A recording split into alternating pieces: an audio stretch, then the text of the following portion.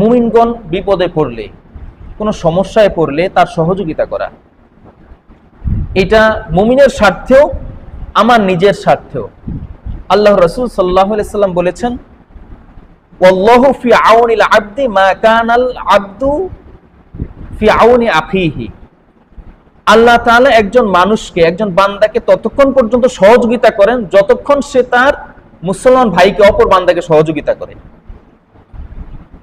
অর্থাৎ আমি যদি আল্লাহর সহযোগিতা পাইতে চাই, তাইলে আমাকে সহযোগিতা করতে হবে কার? আমার আশেপাশের মুসলমান মুমিন ভাইদের, আল্লাহর প্রত্যেকটা সৃষ্টি। আল্লাহ তাআলা বলছেন, ইরহাম মান ফিল আরদি ইয়ারহামুকুম মান ফিস সামা। তোমরা দুনিয়ার আসমানের নিচে যা আছে এদের প্রতি দয়া করো, আসমানের উপরে যারা আছেন বা যিনি আছেন তিনি তোমাদের প্রতি দয়া করবেন। তাহলে আল্লাহর দয়া পাইতে হলে আমাদেরকেও দয়া করতে হবে। সেটা কি কার প্রতি?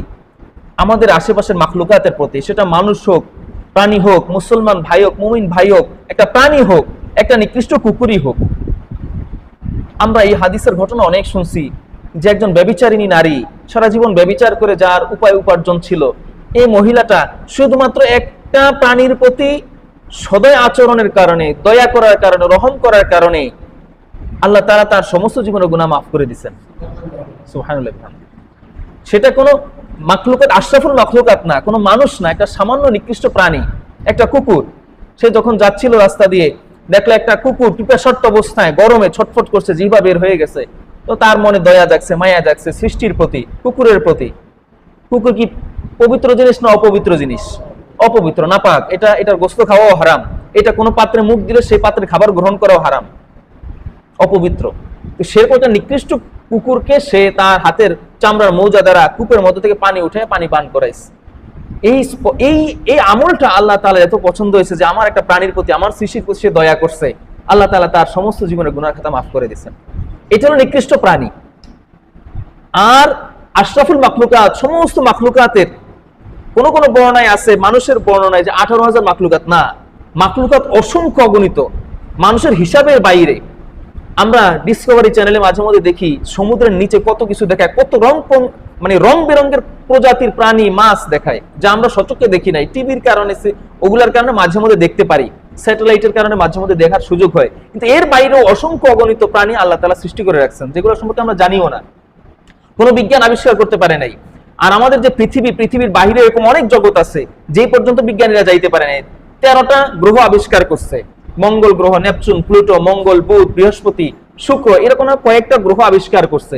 কিন্তু এর বাইরে অসংখ্য, লক্ষ লক্ষ, অসংখ্য, যেটা গোনার বাহিরে বিজ্ঞানীরা আবিষ্কার করছে কয়টা? মাত্র 13টা।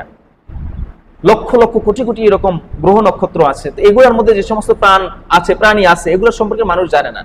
ওই গ্রহ যে আছে ওইটা কেমন এটাই তো জানে না। আর ওর মধ্যে যে প্রাণী আছে, প্রাণ আছে, সেটা তো জানার কথাই না।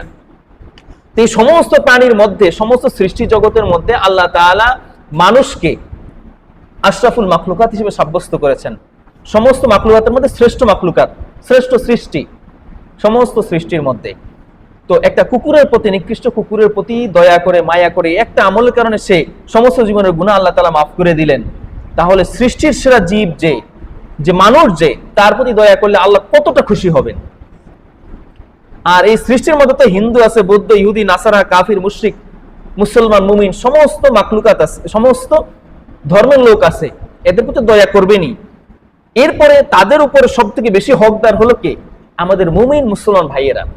এই জন্য আল্লাহ তাআলা বলে, আল্লাহ রাসূল সাল্লাল্লাহু আলাইহি ওয়াসাল্লাম বলেছেন, ওয়াল্লাহু ফি আউনিল আবদি মা কানাল আবদু ফি আউনি আখিহি।